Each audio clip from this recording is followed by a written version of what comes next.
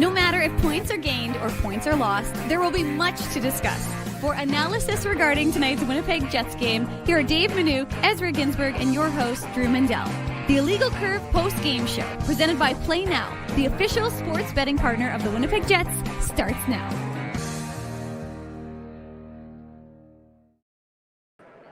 An epic sports night all across this country demands an extra special edition of the Illegal Curve post-game show. Along with Dave Manouk, along with Ezra Ginsburg, I'm your host, Drew Mandel. We are pleased to welcome to the program, direct from Toronto and Rogers Centre, where he's there working as a statistician for Fox Sports, our good friend, Joe Pascucci, joining us live. He's about to catch a train in a few minutes, but we have to bring Joe in to talk about the scene in Toronto. Canada's team, the Toronto Blue Jays, off to the World Series. Canada's team, maybe less so, the Winnipeg Jets, they win 5 games in a row. An epic sports night. Joe, thanks so much for jumping on with us on short notice to talk about the Springer home run heard from coast to coast to coast. Well, the atmosphere obviously is tremendous. The party is going on outside. I'm here at actually Union Station. My train leaves in about 20 minutes to get me home, but the party is outside. It's loud. Traffic is at a standstill. I can't believe there are cars trying to make their way towards Rogers Centre. Nothing is moving. Why would you go that way? But the crowd is nuts. They're singing "Oh Canada." They're singing "Go Jays, Go." They're saying "F the Dodgers." There was one chant like that. But everybody's having fun. The atmosphere in the Rogers Centre, the ballpark, the fans, just electric, really. They're singing all night long. And that Springer home run, maybe it's because of the size of the Rogers Centre. And I can only compare it to one thing, though. It was Dave Elliot's double overtime goal, at the old Winnipeg Arena. I'm going to say Elliot's overtime goal was louder. But that was pretty loud tonight when he hit that 3-run bomb, and just everybody celebrating. Of course, and in the 9th inning when Hoffman struck out the side, there's obviously there's tension based on Hoffman's history during the regular season for this team, but striking out the side in the 9th, it makes manager John Schneider look like a genius right now, and they're going to the World Series, man. It's incredible. It's hard to believe when they were down 2-0 when they lost the first 2 at home to win 4 of 5 to complete the comeback against the Mariners. The vibe, Joe, obviously when Springer hits the home run, it changes on a dime. But before that, you're down 3-1. You haven't really had the offense do much in the course of today's game. Was there the level of anxiety in the stadium in Rogers Centre when that was happening? So just maybe sort of describe the vibe when they were down 3-1 before the Springer homer. Yeah, definitely anxiety because Springer wasn't getting any hits. Lucas wasn't doing much in the second hole, and then Vladdy, of course, he got 1 hit early, but he didn't get any hits after that, and it just looked like they were going to be frustrated like they were in game 2. But credit Schneider for bringing on Gossman and then bringing on Bassett, and they did a great job. And of course Varland came in there first, so the relievers did their job, but it was nervous, especially because the top of the order hadn't done anything, and usually the bottom of the order picks the guys up and sort of sets the table, and they really hadn't done that tonight until those late innings, when all of a sudden they got guys on base, and then Joe just cut out on us like a drop of a hat. We'll see if we can get Joe back on. Like I said, he's at the train station, so we're not sure about the connection and everything else. But really, for a random Monday, he's back. Here's Joe. Joe's back. Okay, there you go. Okay. There you're back. There you go. So then Springer comes up, and I was thinking to myself, wow, he's gonna swing for the fences on the first pitch. Yeah. Right. I think he took the first pitch, but the second pitch. Yeah, the second pitch. Wow. And it's I'm along the third baseline, so I just I could see the ball going past me. as it went into the stand. So it was quite a great feeling. And then after the game, I went down on the field to, sort of feel the vibe of the celebration of the Blue Jays. And that was fun too. It's sort of symmetry, shade. Springer's obviously not at 100%. Given the knee injury, but sort of shades of Kirk Gibson in '88 against the Athletics, and the Jays obviously playing the Dodgers in the World Series. That was a World Series winning game-winning home run. This is an ALCS game-winning home run, but there is some parallels and some symmetry at play in this instance. Definitely, though, Gibson's was the right field. Yes. And, Springer's is the left. Gibson is hobbling around the bases, and Springer is just flying. Even on the bad leg, he is flying and jumping up and down and celebrating. And the fans are going crazy, as you might imagine. Just a amazing experience to see it firsthand. And I know it was just as thrilling for everybody watching at home all across the country. I have a friend who's on a plane flying to Vancouver, and he said the whole plane cheered. A whole plane of 300 just cheered in unison when Springer hit the home run. It's a fun atmosphere. I'm sure it's a party in Toronto. It's a party across the country as everybody gears up for the World Series. Now, for the audience members, I mentioned you're working as a statistician for Fox. So what does that entail? And sort of maybe give us a little bit of the behind the scenes, if you can, about it's not that exciting, right? It's not you get to be there. That's exciting. That's the exciting part for me. Basically, there's that little scoreboard bug at the top of your screen, and it shows, what runners are on what bases. Yeah. I'm the guy telling the person in Los Angeles, there's the runner is going from first to second to third, right? So that he has the bug correct, and that the runner from third is headed home, he scores. So just basically just affirming what they can see almost. Sometimes, the camera's shooting the guy and in the field with the ball and doesn't show the guy crossing the plate. So I'm there to sort of, reinforce what's happening out there, or if somebody's going from first to third, as Varsho did in that late inning, right? Where he went from first to second. So I would say first to second, and he's going to third, and then he's at third. So that's my exciting job. Well, we know that there's the no cheering in the press box rule, for all of us when we cover games. What about for you in this instance? What's the cheering in the press box? There was no cheering in the press box, just a lot of smiles. There really was. There's no cheering, just a lot of smiles from a lot of people, because, they get to cover a World Series and they get to have another champagne bath or shower. So Joe, now that the Jays have defeated the Mariners in 7 games and they're going to play the Dodgers in the World Series, what's your preview? How many games is this series going to go? And people also want to know if you're going to be at the World Series working too. I am. Cross your fingers. Yes, I am going to be working.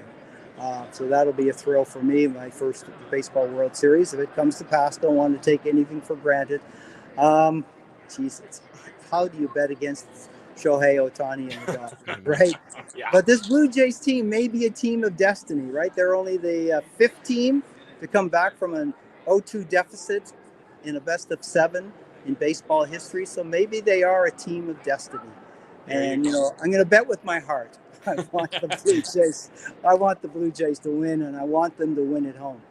There you go. Joe, thanks so much for joining us. I know you got a train to catch, so we'll let you get to that. Joe Pascucci working tonight's Jays-Mariners Game 7. Good friend of the program. You see him here frequently on the Illegal Curve post-game show. Joe, we'll catch up to you again. Enjoy the party in Toronto. Party responsibly, of course. All right. Go Jays, go, and go Jets, go. Thank you, Joe. Be well, buddy. Joe. Take care. All right. Good night. There he goes, Joe Pascucci. There you go. Started off with a little bit of a different way here on the Illegal Curve post-game show. I will now say my usual intro. Good evening, Winnipeg. Good evening, Manitoba. And for all those joining us live this evening on our YouTube channel and all of our social media platforms, we say good evening, universe, and welcome to the Illegal Curve post-game show with Dave Minuk, with Ezra Ginsburg. I'm your host, Drew Mandel. The Jets, they stage a come-from-behind victory as well. The stakes were not quite as high as they were for the Jays in their victory, but nonetheless for the Winnipeg Jets, 5 victories in a row. That's another come-from-behind victory after the one against the Los Angeles Kings that made their first victory on this 5-game heater. They do it in Calgary tonight against a struggling Calgary Flames team that the Jets just find a way to grind it out. They get the power play goal after squandering many opportunities before that. And then, of course, the Connor and Scheifele duo, just unstoppable again whenever they get a small opportunity. They made no mistake to lead the Jets to that 2-1 victory. Gentlemen, good to see you both on this Monday evening, a heck of a Monday evening of sports action all around North America.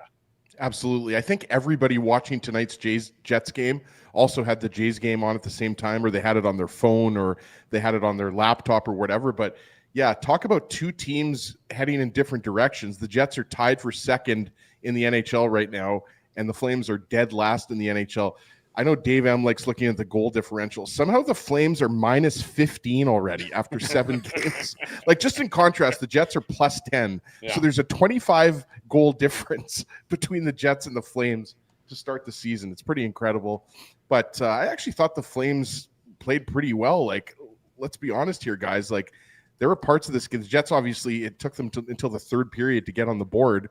We'll get into Captain Sirius's goal, but you know, I didn't think the Jets necessarily played bad, but I mean, they certainly gave the Flames every opportunity on the power play, right? It was 25 minutes into the game, 5 minutes into the second period, and the Flames already had 4 power plays. Yeah. So again, like, we sound like a broken record, but the penalty kill continues to be a big story for this Jets team, right? Like, the Flames don't have a power play that you're going to write home about, but they've still got some talented players out there.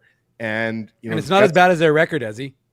No, I don't think anything is as bad as their record. Well, I was going to say their special team, surprisingly, is like, I think they're like 19th on the power play and 22nd on the PK, or it's reversed. But it's not as bad as you'd think. They were like 30th based on where they are, but it's not been terrible. I think the only thing worse than the Flames record was my dating record in high school, Dave. I think that was the only thing that's worse than the Flames right now. But, and I was going to say, like, I was debating between the Flames and the Canucks who I was going to take to make the playoffs, and of course I took the Flames, and now they're 1-6. They've lost 6 in a row. So usually every year that I make a prediction, I usually have one that backfires very, very quickly. Drew will back me up on that one. Please see 2012 when I took Todd Richards to win Coach of the Year, and then he was subsequently fired 6 games into the season. Drew always gives me a hard time about that one, but yeah, look, I mean, the Jets, they might not have played particularly well.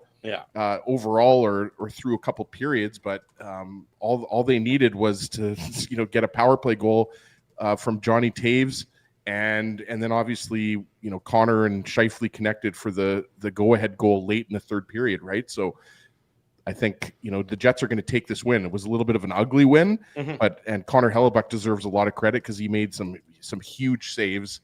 But again, it's a 5-1. Game. Right. It's a disjointed game, when you have that many.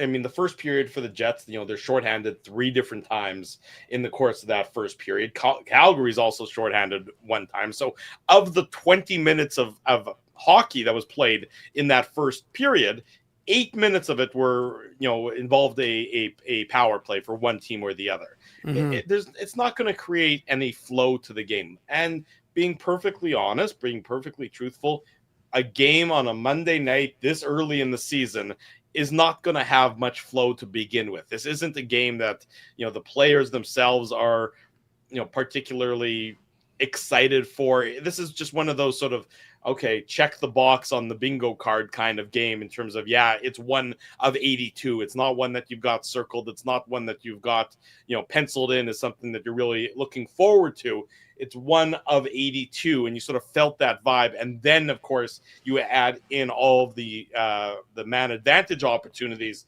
in the course of tonight's game. Really, the first 40 minutes of this game, by and large, Dave, was played on special teams. Now, neither team's power play was able to do anything until a little bit later in the game, of course. But when you have that many power play opportunities, it makes for a disjointed, ugly grinder of a game.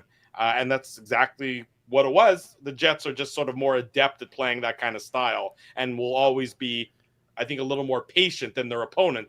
And they got rewarded for that patience in the course of tonight's third period. Yeah, I think that's fair. I mean, I think the Jets are like, just give us more penalties. We just want all the penalties you're going to give us, and they'll just continue to kill them. And let me tell you, based on how soft some of those calls were, I mean, the Logan Stanley one on Huberdeau is a pretty terrible penalty. I mean, that was weak. You're talking about the interference penalty that came towards the end of the first period. Yeah, it was just, to me, it was just, and the one just before that, who was it to? Was Pearson. Pearson penalty. That was the offensive, the ozone one where he was called for. But holding. Okay, that one I can get a little bit behind, but like the Stanley one was just a stupid call. I mean, personally, I just I wasn't down with it. Well, and Huberdeau, he dropped like a sack of potatoes. Right, and it wasn't like there was a huge. I mean, don't get me wrong, Logan Stanley's 6'7". I get it, but he didn't put all his weight into that, is what I would say. So, I mean, the fact is that the Jets penalty kill, and look, Calgary's, as I said, I should know it off the top because I did write about it this morning. But the fact of the matter is, you've got a team that is still, not necessarily the best, but they're still able to get it done on the power play. 18th and 18th. I think this was Calgary's 7th game, so they're 18th in the NHL entering tonight's game. Okay. So I must have I miswrote it because I said 19th. But anyways, and they're 22nd on the PK. But anyways, it doesn't matter. The fact of the matter is that what matters, Dave, is that they're 32nd overall in the NHL in the standings. That's what matters. And dropping like a stone. Which, hey, you know what that means, boys? My Mackenzie Weegar to the Winnipeg Jets dream might actually. You've been talking about it for years. It might as well come. It might come true eventually for you. Well, and let me tell you, clip this time 17:20 into this postgame show. I want everyone to remember that when I predicted Mackenzie Weegar to the Jets before it happens, right, Ezzy?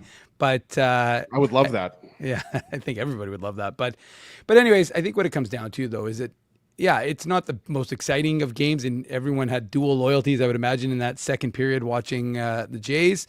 But ultimately, you grinded out another win. And let's talk about what was the big news until, of course, the Jays won. But the big news of the day, which was broken, of course, by illegalcurve.com, Ezzy, was that Cole Perfetti was on the ice.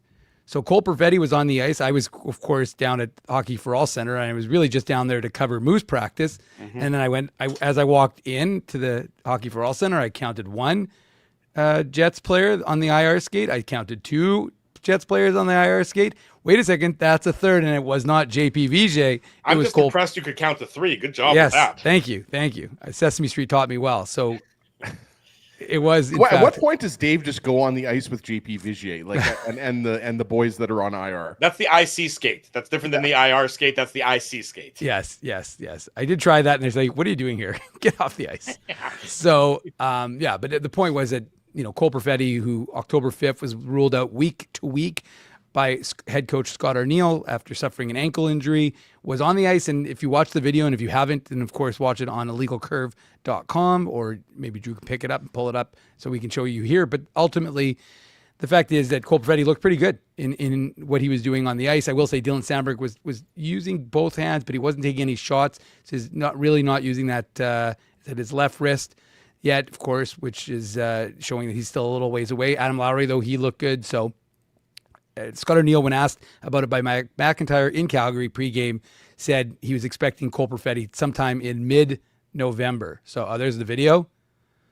So there you go. There's Cole Perfetti skating a little drill with JP Vijay. Is that Dave's video? That's my video, yeah. Video. Nice. Pretty good video. So he's doing some turns. Well, Scott Arniel said he's ahead of schedule. When do you ever hear a coach say an injured player is ahead of schedule? Yeah, and then he fires at top corner. So there you go. That's from earlier today, Cole Perfetti skating at Hockey for All Center. But ultimately, it's a good sign for the Jets and for the team that keeps. I think ultimately the reason I'm bringing it up is because you're winning. You've won 5 in a row. We talked about the schedule. You're getting it against the teams that you need to win. You need to win these games. We know what the schedule looks like for the rest of it. You're not going to take any games easy as you count them as wins beforehand. But ultimately now you, as Ed said, you're second in the NHL or whatever your record, 5-1-0, and you're banking points. Same as last year, guys, right? I keep joking about it in the tweets before the game. I say, okay, the Jets are trying to match their 15-1-0 start. Yeah. But they're kind of on pace. And again, we're joking and they could have a loss here. But ultimately, what's important is that they're banking points in October without 3 key pieces. Right, and it's exactly right. I mean, and that is absolutely the most important part. And there's aspects of the game that you probably don't love about their performance. I mean, I thought that, again, it wasn't a great hockey game. I mean, it really wasn't. That's just sort of the long and the short of it. I would definitely agree with that. I mean, maybe there's nothing about this game that you're going to want to replicate particularly well or show off, as the pinnacle of hockey achievement. It's a grinder. A lot of these 82 games are going to be grinders, and they grinded it out and they get the victory. So that's really, I mean, from my perspective, that's what they have to celebrate. I mean, again, they're getting, I think the Jets are probably either 31st or 32nd now in terms of possession numbers, in terms of the possession metrics so far this season. They're absolutely getting caved in in terms of Corsi for percentage, and they were again tonight. But, at the same time, it didn't feel that way to me. It felt like a lot of what Calgary was doing. They had some chances, no question, and Connor Hellebuyck came up big. But I didn't think this was one of those games where the Jets, have to rely on Connor Hellebuyck to be superhuman. I thought he was very good.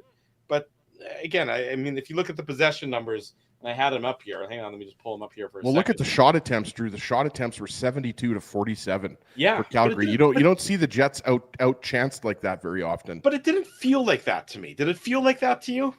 Nah, I wouldn't say it felt that lopsided. Like you said, right. If you look at the Corsi 4, I think it was at all situations was 60% in the Flames' favor, right? That's fine. Yeah, but if you just look at the 5-on-5, it was like 73% for the Flames, 28% for the Jets, 27% for the Jets. I mean, that is, relatively getting caved in, but it didn't feel like that to me. Yeah, that's a fair point. I mean, I thought the Jets did a very good job. Sorry, Ezzy, which is their MO of keeping everything to the outside. If you're going to keep everything to the exterior, the Jets are still going to be in a pretty good position, even if they're losing the Corsi battle. I thought at points today in tonight's game, I should say that it felt like the neutral zone was like quicksand. It didn't feel like it felt like a slower game. But you made a good point earlier, Drew. Like there were 10 power plays in this game. Each team had 5 power plays, and I mentioned it earlier. Calgary had 4 of their 5 power plays in the first 25 minutes. So the first period and a bit, the Flyers had 4 power play chances and didn't score on any of them. Right. So and didn't look particularly dangerous. And just as an aside, that Zane Parekh is going to be a really good player. He's obviously only 19 years old. And you could see that, at times, his decision making wasn't necessarily where you'd like it to be, but you can see the skill set is there. Like, what was he, 9th overall in last year's draft? He's going to, and a lot of scouts thought he should go higher. So I think the future is very bright on defense, even though Dave has Mackenzie Weegar being traded to the Jets. But when you throw in Rasmus Anderson and like even Kevin Ball, and just, sorry, I'm going on a bit of a tangent here, but it's very rare to also see a player that's eye to eye with Logan Stanley, Klapka. He's so big. Like, it's just like you assume Logan Stanley is just going to be bigger than any other player in the NHL, but Klapka, I think, actually might have him by an inch. He's 6'7", 6'8", right? Yeah. So, I mean, the Flames... He just looks like a larger human being moving around the ice. I'm like, I hope his nickname is Lurch or something, the way he moves around the ice. I mean, I wouldn't say that to his face because he'd pummel me in a second, but he's a noticeable presence, I think, that, that fourth line for the Flames of Klapka and Kirkland and Lomberg, those are some big boys. That's some heavy meat out there on that fourth line. Absolutely. And look, I mean, it kind of reminds you a little bit of the Clutterbuck, Cizikas, Matt Martin line. Like, it's that type of line, right? It's just like a straight up dump the puck in and just be physical along the boards, right? Just crash the net, that type of thing. You remember Hellebuyck had that really nice save on Kirkland, the glove save at the end of the second period, which I made a note of. No, on Klapka. Are you talking about the windmill when he did the double windmill? There was that one too, but also Kirkland, he made a good save. I think the Klapka one might have been in the third period, but No, the Klapka one was it at the end of the second, I think. Was it the according second? to my Okay. notes, yeah. Yeah, By the way, as an aside, Ezzy, for T. Konopoli, Tyrell Bauer tuned Adam Klapka in a preseason game 2 years ago. Nice. And he was also really good in the extended Manuk Moose minute. Thank you. Wait, T. Konopoli was or Tyrell Bauer? Well, hey, if you want to do one with T. Konopoli, I mean, I think it's time to bring T. Konopoli to the mainstream. Like, we've seen him in the chat, but we need to bring him on screen. Maybe we'll bring him on one of the shows. Maybe. That sounds like a Ginsburg idea, if I've ever heard one right there. Let's get into the goal-by-goal recap. There's only the 3 goals, so not a ton of goals to talk about, but it is called the Play Now Game Recap. The Play Now Game Recap. A big thanks to our friends at Play Now for their sponsorship of the Illegal Curve post-game show. Sign up for Play Now and get a $20 lottery welcome bonus. Play Now is Manitoba's local legal and secure gambling site and the official betting partner of the Winnipeg Jets. Conditions apply. 18 plus. Enjoy responsibly. First period, again, we talked about it. Tons of penalties, tons of power play opportunities. The Jets PK continues to be the absolute backbone of this team's success over the first 6 games here. Where would they be if the PK was only at, let's say, middle of the pack in the NHL instead of where it is atop the NHL? Be a whole different conversation that we're having. But again, they come up very large for the Winnipeg Jets in a penalty-filled first period and into the second period in tonight's contest. Before we get to the opening goal, the Rasmus Anderson goal that I don't think anybody saw happen live, because it was basically at the same time the Jays were winning the ALCS just after the Springer home run. I wanted to ask you guys the line judgment for the Winnipeg Jets. I was surprised when the news came out earlier today, Dave. I don't think anybody necessarily expected it, but Parker Ford out of the lineup, Brad Lambert into the lineup, making his season debut, playing on a line with Alex Iafallo and Vlad Nemesnikov, Niederreiter, Taves, and Nyquist. Of course, Connor Scheifele and Velarde still together, Koepke, Barron, and Pearson still together. What did you think about sort of the middle 6 for the Winnipeg Jets and how they looked with a bit of a new look in tonight's contests? Well, based on the numbers, we're not going to be writing home about anyone in this game, Drew. Yeah. But look, I mean, I definitely agree. I saw the Brad Lambert recall, and that was ahead of the game against the Predators on Saturday night. I was a little surprised, to be honest with you, because I thought they might leave him down with the Moose and let him play that last game against Grand Rapids Saturday night. And then because they didn't really need him, obviously from a manpower perspective, because they had extra guys available, right? But in terms of Chibrikov as an extra forward, but they recalled him like they did on Saturday. And then, part of that, I think, hearing from Scott O'Neill, was that they didn't want to leave him down in the AHL. Like, the idea was, like, get him some games, get him back up here, I think. And again, because of the Moose are currently on this schedule, which is almost like college hockey, where they're playing more on the weekends than weekdays. Like, it's not like a lot of games in a row. You're not really wanting to leave guys down in the AHL. So they called him up, and I was a little surprised because Parker Ford, I mean, it's interesting that you tinker with a winning lineup, right? You've won 4 games in a row, and now you're going to make a change, and you're going to put Pearson on the 4th, and you're going to move Nyquist back up to the 2nd. And though that they did switch that up, though. Lambert moved down to the 4th line. Right. But I'm saying just how they started, right? Yeah. And I'm just saying, like, I was just a little surprised in the sense that you basically had a winning formula, and coaches generally don't tinker with their tickers at four straight wins. So anyways, obviously they did, and they pulled Chibrikov out, but the fact of the matter is that they made the change, and it's his first NHL game of the year. So, I wasn't expecting a ton from Brad Lambert. It's going to take some time to get comfortable, and he doesn't really have the luxury of that time, right? Because if you're not performing, they're going to put Parker Ford in, or they're going to put Nikita Chibrikov. So I don't think it's a bad thing for those 3 players to feel pressure. Now, I could be wrong, when everyone is healthy, that Lambert and Chibrikov will be going down, and Parker Ford will be your 13th forward, and he's shown enough versatility that he can kind of go into the lineup if needed. But if he needs to sit, it's not going to be the end of the world. Like, whereas those other guys, you want them playing games, right? So in fact, to be honest with you, I wrote about it on the website today. I wouldn't be shocked if Chibrikov gets sent down ahead of the Moose trip, because the Moose are playing 2 games in Grand Rapids and 2 games in Tucson, and it's like 4 games in like 5 days. So maybe you want Chibrikov to play some games rather than if you're not planning on using them. Same with Lambert. Then maybe you send those guys down and get them some games with the Moose. But like I said, so I was a little surprised. Did I love them? No. I mean, again, I kind of liked the way they were before. I was a little surprised that they made the change, right? So they didn't seem to really have it going on. The flow was okay. It wasn't great. Connor Hellebuck was exceptional again. He generally is every game, right, boys? And got some help from his friend, the crossbar. But ultimately, yeah, I didn't love the lines today. Yeah, and I wanted to mention one thing. You remember in the first period, Iafallo had 8 shots in tonight's game. Yeah, I don't really know how that ended up happening. Like, he had a good game, but it's a lot of shots. But Lambert and Iafallo connected for a little scoring chance there in the first period. Yes, they did. And about then the 8-minute mark or so of the first period. Right, and Lambert ended up playing the least amount of any forward. He only played, I think, 11 shifts in under 8 minutes, right? But also, it goes back to the type of game this was. Like Drew mentioned it, I mentioned it. Lots of penalties, especially by the Jets in the first period. So for a guy like Lambert, who is not going to get out there, Dave, on the penalty kill. Right. He's not going to get out there on either power play unit.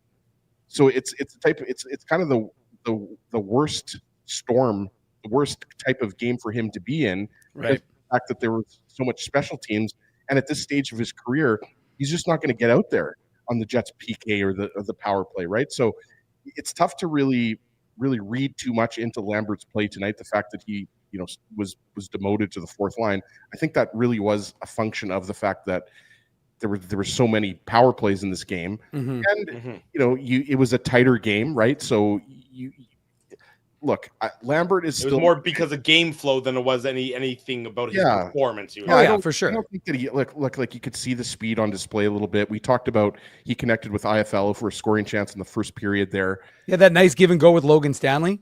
Yep. So I thought he was fine. Yeah, I mean, like I said, that the Logan Stanley one, the in tight attempt, those jumped out at me. But you're absolutely right, Izzy, and that's a very astute point. That when you have this kind of game with no 5-on-5 play to speak of, it's hard for a young player to get into anything when you're playing one shift every 4 minutes. It doesn't, if that, it's just not really conducive to demonstrate anything. I like the idea, and I was a little surprised too, Dave, so I agree with you there, but I don't have a problem with it.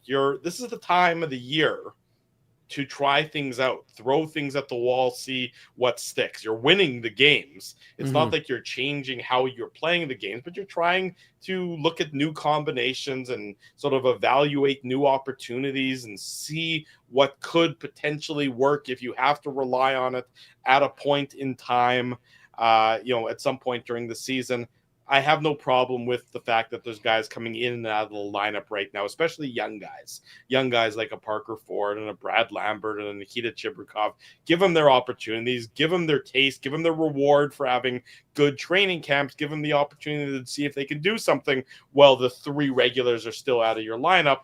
And then I think it's only going to help them build upon themselves. I think Brad Lambert will look at those couple of plays that we just mentioned and say, hey, there's something there. That felt good to me. It wasn't, desperation hockey where I felt out of sorts. That was what hockey's supposed to feel like. So I think that's certainly a good thing for the Winnipeg Jets in that sense of the conversation.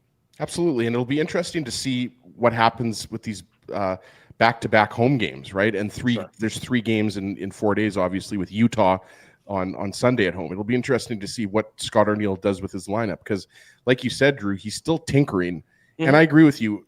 The time that you don't want to be tinkering is when you're 60 games into the season as opposed to 6 games into the season, right? Right. So we'll see if Lambert stays in the lineup, but I think he showed enough in a very small sample size. We talked about it, just confirmed 7 minutes and 43 seconds of ice time. But we'll see. I mean, there's also the chance that you see Parker Ford come back into the lineup, and I don't think I would have a problem with that. No, I don't think I would either. I think it's exactly, you just keep trying to throw things at the wall at this point in time. And the Jets have been successful in that, given their 5-1 record so far. So no scoring in the first period. We talked about all the penalties. No scoring in the second period until later in the second period, with about 6.5 minutes to go. It's an even strength goal. Hard to believe given all the power plays that occurred. It's Rasmus Andersson. It's a point shot, his second of the season, assist to Klapka and Ryan Lomberg. We talked about them. They were probably some of the most noticeable Flames forwards in tonight's game, which I think doesn't speak wonders for the Calgary Flames themselves. A lot of what I would describe as no-shows from the Calgary Flames. Did Nazem Kadri play in tonight's game? I know he took a penalty. That was about he took a penalty. Yeah, that was about the only contribution I saw from him. Jonathan Huberdeau, who, it's amazing to think, the trade that brought Huberdeau and Uyghur to Calgary in exchange for Matthew Tkachuk. Huberdeau has been a shell of himself. He had a couple of times where he was noticeable. Nothing what I would describe as overwhelming. Lomberg and Klopka, I thought, were a couple of the best forwards that the Flames had tonight. And Rasmus Andersson. Even Blake Coleman was a little. Usually Blake Coleman is more noticeable as he's always been a good player. Yeah. He's your. He's slowing down. I mean, he's not young Drew, but he's still an effective player. I agree. Two-time Stanley Cup champion, but you're right. He's not. Nobody's going to call him Usain Bolt, that's for sure. Yeah, and I just think he's always been noticeable against the Jets, so much so that, as I said, if you are familiar with the movie Trading Places, every time Dan Robertson said Coleman, I'm like, I think of the classic Eddie Murphy movie, which if you haven't seen it, you don't know what I'm talking about. But if you do, and you're old enough, you might recognize it. I think of the Coleman coolers, like the.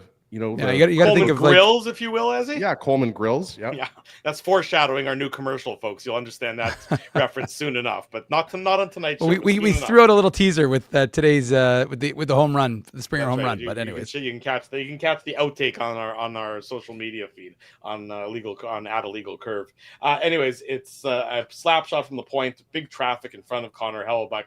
I'm pretty sure he did not get good eyes on this one, as he had a man mountain standing in front of him. But that's, whatever, by any means to get the puck through, and they did, and the Flames had the 1-0 lead late in that second period, and that's where the second period ended, with the Flames up 1-0. Yeah, it's not a sexy goal, that's for sure. It's just the fourth line, like you said, Drew, they were noticeable tonight, and Lomberg just dumps the puck in, and then I think it was Kirkland that goes and gets it, and Klapka gets it back to Rasmus Andersson, and then it's Lomberg in front that's providing the screen. And I think you're absolutely right. It looked like Lomberg, at least I thought Lomberg originally got a piece of it, and even on the replay, it looked like he might have got a piece of it. But he certainly, was causing enough chaos in front of Hellebuck that he didn't really see it. So it was kind of, indicative of the type of game it was. It wasn't a pretty game, and that was not a pretty goal. Yeah, 1-0 for Calgary after 40 minutes. The Jets tie it up. It's Jonathan Toews. Good news story for the Winnipeg Jets and their fan base. Jonathan Toews gets his first as a member of the Jets, his first since April 13th, 2023. It's a deflection of a Neil Pionk point shot. Nino Niederreiter getting the secondary assist as well. We mentioned Nazem Kadri. He's actually in the box here for high sticking Neil Pionk. The Jets finally, this is their fifth power play opportunity, at this point in time in the game, and they finally capitalize on it. Toews with the nifty deflection in front of Dustin Wolf. Dustin Wolf, by the way, I thought played a very good game for the Calgary Flames tonight. He's struggled so far this season, but I don't think he is the primary issue that the Flames are having. But Toews gets the deflection. He gets it past Wolf, and the game is tied up at 1 goal apiece, 2 minutes and 41 seconds into the third period, Dave. Yeah, and the Jets power play, I mean, we talk about how good the PK has been this season, right, boys? But the Jets power play 4th overall. So even though they were first last season, you don't have Ehlers, you don't have Perfetti, you don't have any problems apparently, because you just have new guys step in. And we talk about that healthy competition between power play 1 and power play 2, but here it is an example of power play 2 getting it done for you. And I mean, it must be such a relief for Jonathan Toews to have finally, picked up a goal. And we've all been watching him, and he's gotten better every game. And as Kevin Cheveldayoff reminded us when we were talking to him, don't judge him based on October or November. You're going to be paying attention to what he's doing in February and March and April, and they are hoping into May and June. But the fact of the matter is that it's got to be just a monkey off his back to get that goal. And I thought it was a nice play by them, by the Jets, right? By that unit to keep the puck in. And then it just seemed like, and again, like I said, Calgary's PK I think is 22nd overall in the NHL, but the Jets just seem to have a lot of time and space. And obviously when you have the man advantage, that's generally what you do, but the Flames didn't seem to pressure them the way I thought they were going to. And so ultimately Winnipeg was able to get a lot of, again, keep pucks in, not just necessarily on this play, boys, but just in terms of throughout the course of that power play. But just, again, nice attack, nice play by Vladimir Meskov to gain the zone. But I thought the Jets did a lot of that, throw it back to the point, and then, whichever defenseman was on the right side, in this instance, it wasn't a defenseman. It was Nino Niederreiter. Right. Fires it over to Neil Pionk, and then Neil Pionk, and that's it. I believe that's his first point of the season, which is shocking given how many points he had last year. But it was Morrissey's first point of the season as well. Yes, Dave. it was also Morrissey's first point on the winning goal, which we'll touch well, on in a minute. we didn't talk about it, but Logan Stanley was firing the puck throughout the course of this game. I was like, oof, He's feeling it. He's activated, but ultimately, Jonathan Toews just goes to show you how good a player he is, right? He's got, again, his legs may not be there yet, but I think his hands are pretty much back to normal, I would think, because he just tips that puck in, and Wolf doesn't really have a chance, and now it's a 1-1 game. Well, and even before he scores, you can see the way he attracts attention when he gains the zone on that power play. And there were a number of instances in tonight's game where he sort of attracted the attention of the Calgary Flames. He comes down the left side to the right of Dustin Wolf, and they sort of go towards him, and that he's able to get the pass all the way back to Niederreiter. By the way, Morrissey has 2 points. That was his second point. Yeah, he's got 2 assists. Well, okay. I'm looking at the stats right now. Mistaken on then I thought it was his first point of the season as well, but nonetheless I believe you, Dave M. And anyways, you can see Toews it's coming slowly but surely it's coming. I thought he was noticeable for most of the right reasons tonight, never mind the fact he's still incredible in the faceoff circle. Yeah, absolutely. And it wasn't just the faceoff circle, that was arguably his best game as a Jet so far. And what stood out to me, it's a nice low point shot by Pionk, it's a nice tip by Toews. What stood out to me was the reaction from Toews and the rest of the team. Like the Jets bench was going nuts for Toews' first goal. And to me, that just shows me that this team is having fun. Like they're obviously winning, and when you're winning, you're usually having fun. But it was almost like they were celebrating winning a series. Like it was a Game 7 overtime goal. So pretty awesome. You mentioned it, Drew, first goal since April of 2023, which if you think about it is it's just ridiculous that it's been that long since he scored an NHL goal. So finally gets the monkey off of his back. And Dave's right. I thought the second power play unit looked really good tonight. And I also have really been liking Alex Iafallo on that first unit. Obviously, when Cole Perfetti comes back, we assume he'll get that spot on the first power play unit.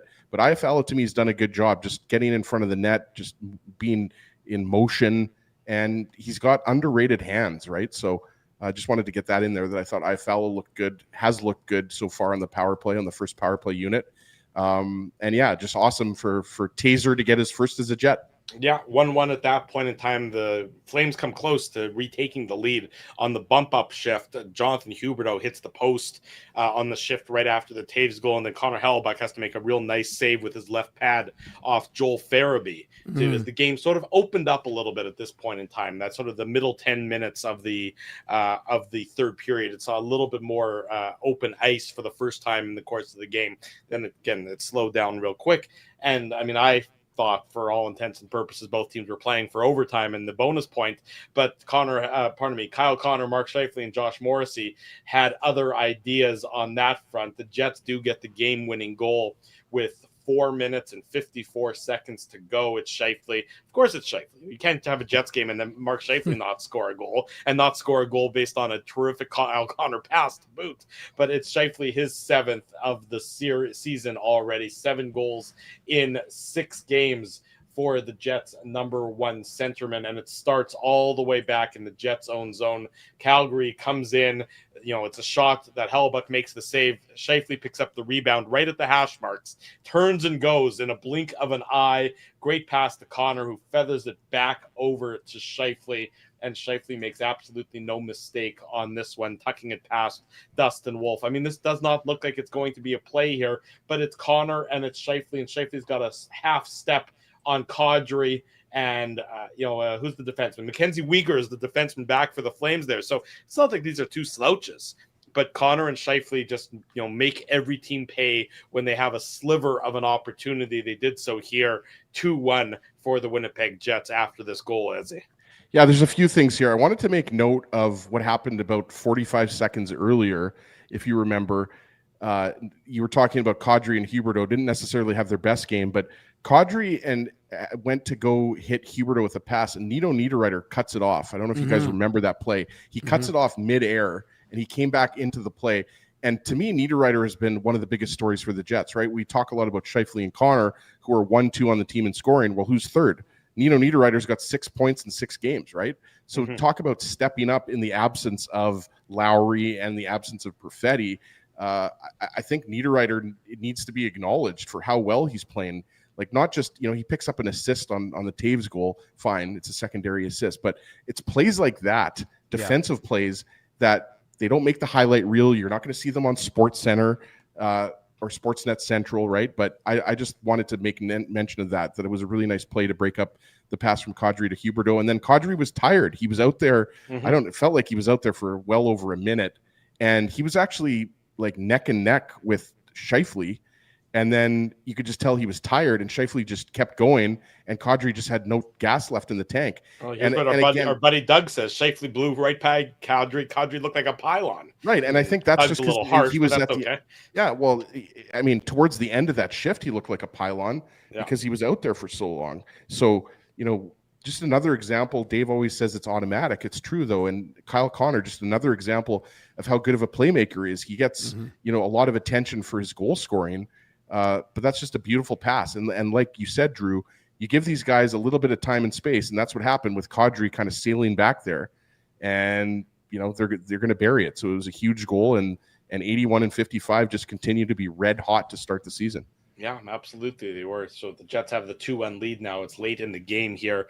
The Flames did have some opportunities. They had Samuel Honzek. He hit the iron shortly after the goal shortly after the Jets had taken the lead. And then, of course, Calgary had the empty net, and then they had a power play, and they didn't score on either of those two opportunities. But what I want to highlight as part of our Wheatland Hockey heads up hockey play of the game, intelligent play of the game, couple plays by Dylan DeMello late in that third period for the Winnipeg Jets, where he showed off just the lack of panic and the expertise that he has in his game. There was a play where he was sort of pinched up against the boards, the Jets defensive boards, and he doesn't, do anything with the puck he shouldn't do. He doesn't, doesn't turn the puck over carelessly, doesn't just flip it out of the zone. He calmly and patiently cycled the puck back into the Jets behind the net, and then the Jets were able to execute a clear, a responsible, appropriate clear.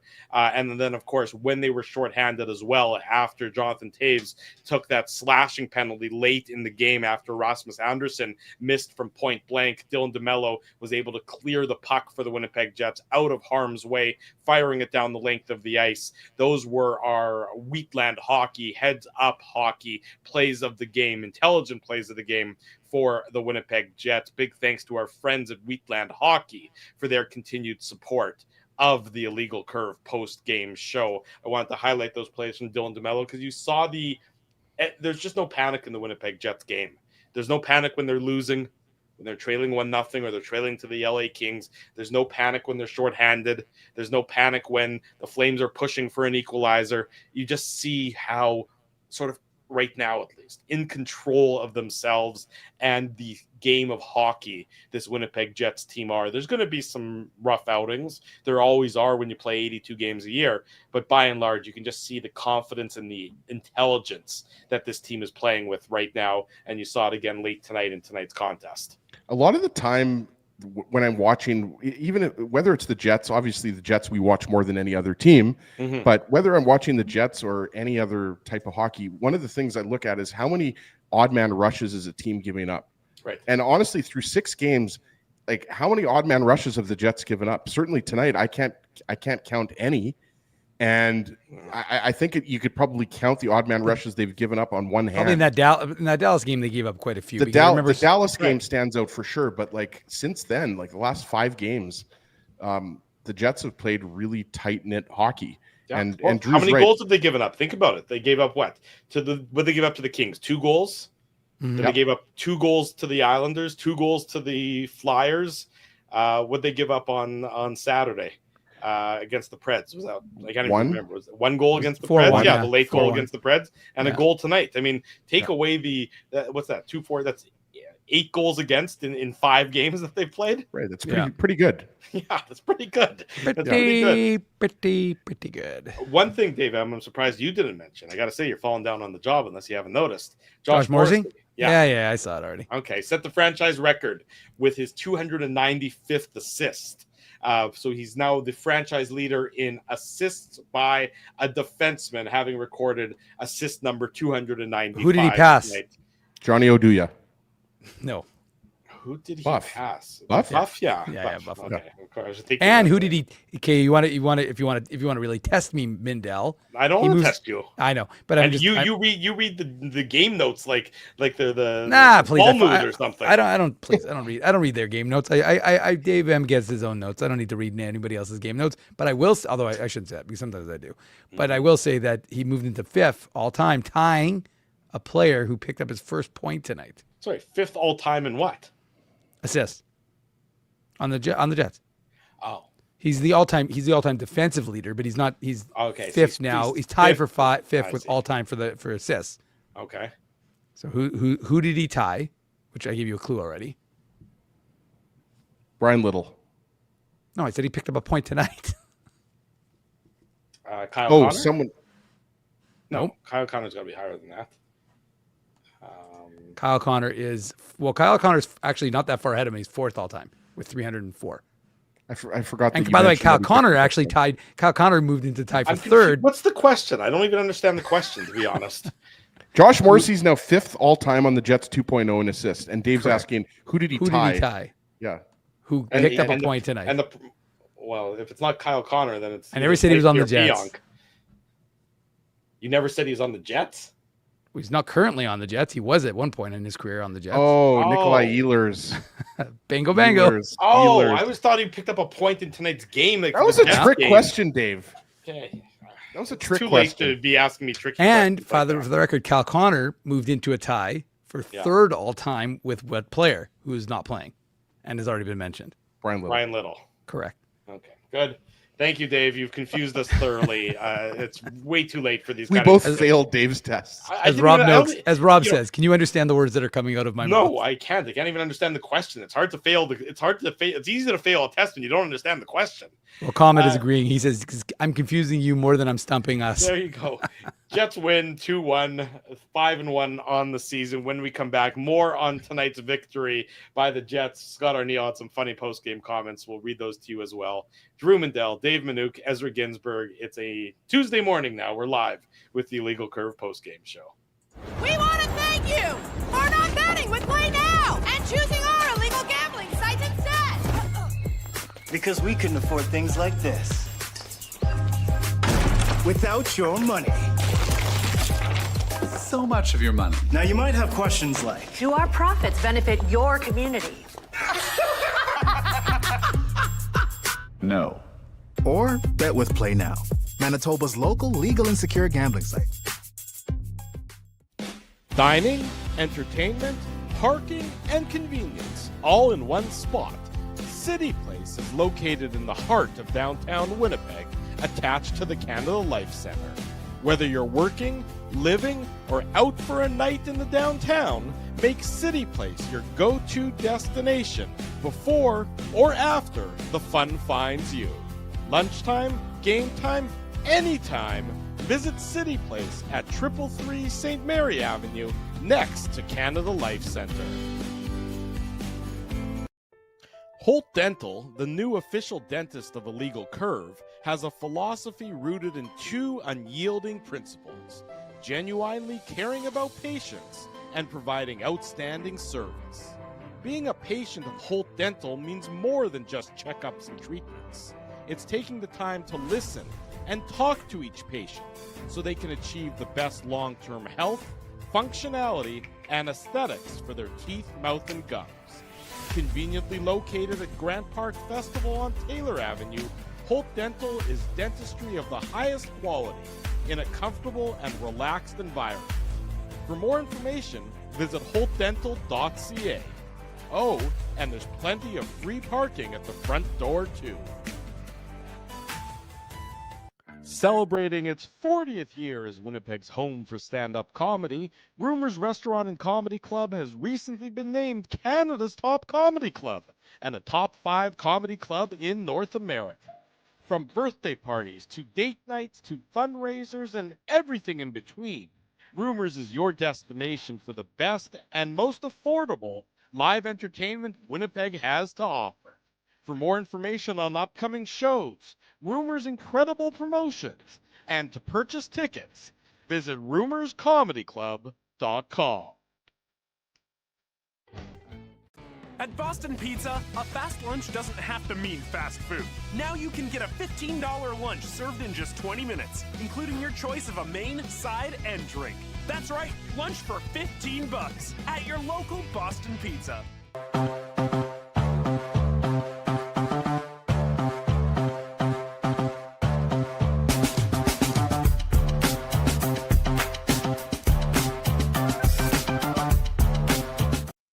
We are back Tuesday morning, the Illegal Curve post-game show. Jets victorious 2-1 over the Calgary Flames. Jets next in action, back-to-backs Thursday and Friday. They got the Seattle. The Kraken Seattle in town on Kraken. Thursday, then the Flames back on Friday, and then Sunday. The against not the undefeated Utah Mammoth. Seattle Kraken, Drew. The not undefeated Seattle Kraken. They're not anymore, at least, so we don't have to. No, they weren't. They're 3-2-1. But there was a okay. question as to whether they were undefeated in the chat, and then I looked it up, and I'm like, no, they're 3-2-1, and they lost to Philly 5-2 today. Oh, okay. So definitely they're very, very far from undefeated in that case. Bingo. Okay. Was Colorado the only undefeated team? That I think sounds right to me, Ezra. The Hurricanes are also undefeated. They're 5-0.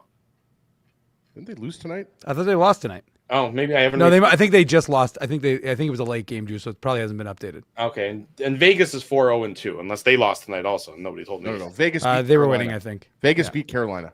Okay, so there you go. So that would explain why there's one less undefeated team. Dave, do you want to talk about your big fish?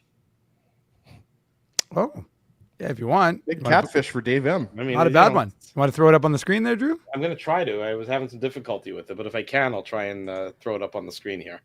But in the meantime, you can hang on. Yeah, we did a little. Well, first of all, I mean, anybody who is in the Manitoba area yesterday, we've been getting lots of rain, but the temperatures have been balmy, and we decided to do a little fall fishing, little greenback fishing for the greenbacks coming into the river near Selkirk.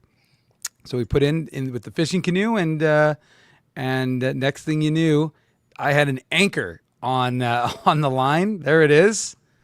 Big old 35-inch Red River catfish. So caught that bad boy yesterday out on the river, but great day. And didn't sink the boat. That was kind of exciting. And, was there a risk you were going to sink the boat?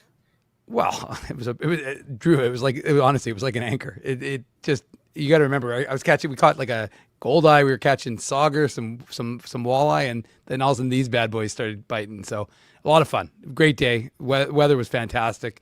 And couldn't have asked for a better day out in the water. How long does it take you to reel that in, Dave? Because that's a heavy fish. Yeah, that was probably a 5-10 minute fight. It was pretty good. It was a lot of fun. But honestly, it's like literally your rod goes like this, and it was absolutely fantastic. That's a great pick. Good job, Dave. That is a good pick. I saw it online. I have to give you kudos for it. Thank you. Yeah, it's first. I'm shockingly my first master angler. So in Manitoba, I have one in Ontario, but I don't have one in Manitoba. So I.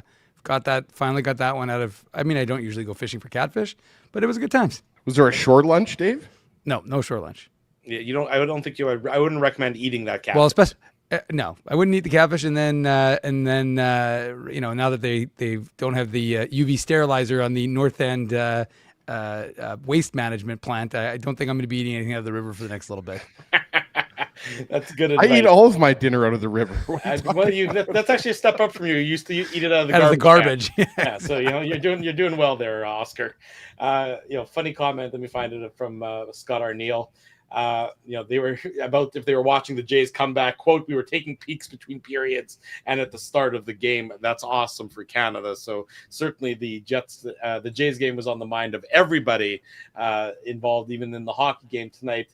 More from this is courtesy of our buddy Mike McIntyre, Scott O'Neill, further regarding the reaction inside the Saddle Dome during the game. Quote, it was special. That was different. I've never been in an atmosphere like that where both hockey teams, every fan, Jet fan, Flame fan, were on their feet applauding that one. So congrats to them. That's great. So as you can see, a different atmosphere, a different sort of situation tonight in downtown Calgary, but the same result with the Winnipeg Jets victorious 2-1 over the Calgary Flames. You know what made me feel really old, Drew? That it's been 32 years since the Jays have been the World Series. I heard that number and I was like, holy man. I was at that in a retirement home right now. I was at that ALCS. ALCS against the White Sox. Really? When they won that. I wasn't that. I'm trying to remember what games I was at. I think it was at games either 1 and 2 or 3 and 4. I don't remember which it was, but I was at that ALCS the second year that they ended up winning the World Series. So it has been a very long time. The 92-93 World Series. Yes, exactly right. The second one. Yeah. So it's been unfortunately a long time. not the 93-94 because stupid baseball went on strike, because that would have been the year the Montreal Expos won the World Series because they were so damn good. Right. Exactly. Vlad Guerrero Sr. Did you see that documentary that's coming out? Who killed the Montreal Expos? I'm pumped I to saw watch it. that. Yeah. I'll tell you who it was. Baseball. The whole documentary to explain that for you. It's pretty straightforward.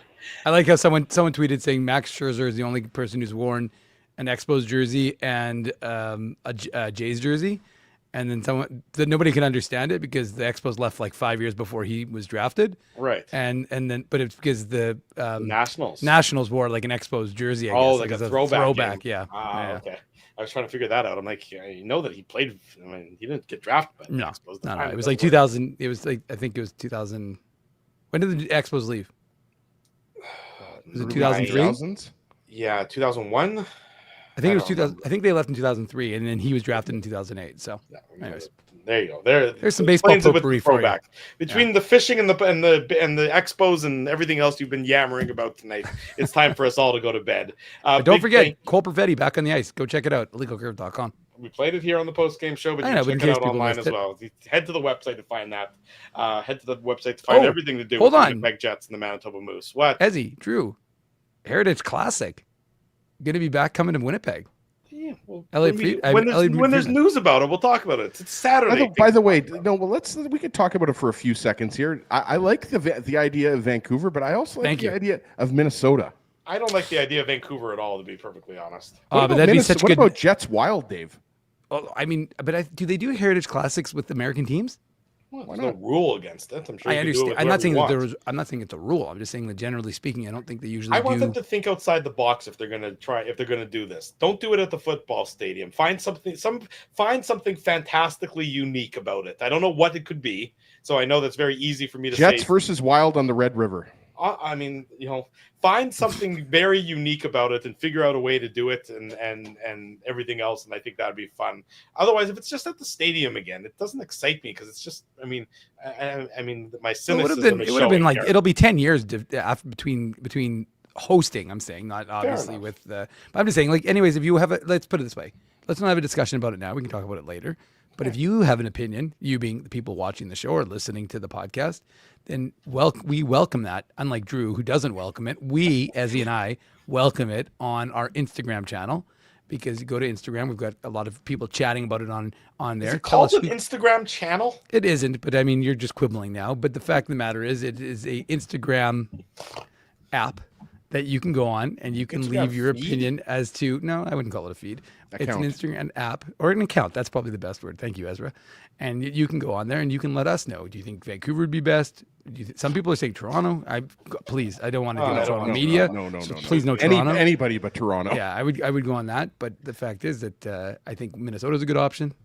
I think Vancouver would be a good option just for the 90s Jets Canucks rivalry were so good. Little Jerky Lume, Pavel Bure. I mean, come on, Ezzy. Trevor Linden. Did you just call him Jerky Lume? Yeah, we used to call him Jerky Lume. Beef Yerky. Anyways. Go to the Instagram channel, as Dave M says, and leave your opinion about that.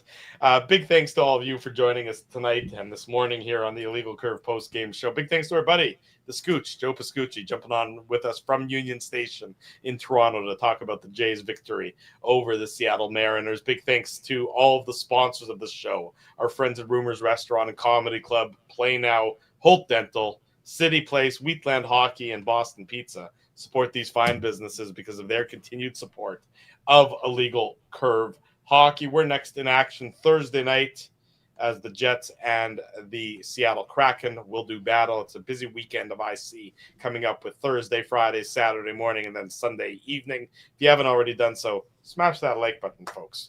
Subscribe to the channel. Subscribe to the podcast. Leave us some feedback. Tell your friends, tell your family. The best place to be on Saturday mornings. And again, after each and every Winnipeg Jets game is the Illegal Curve YouTube channel. Jets victorious 2-1 tonight over the Calgary Flames. More post-game coverage to come on illegalcurve.com. For Dave Manouk, for Ezra Ginsburg, I'm your host, Drew Mandel. Thanks, everyone, for joining us. We wish you good night and good luck. This has been the Illegal Curve post-game show.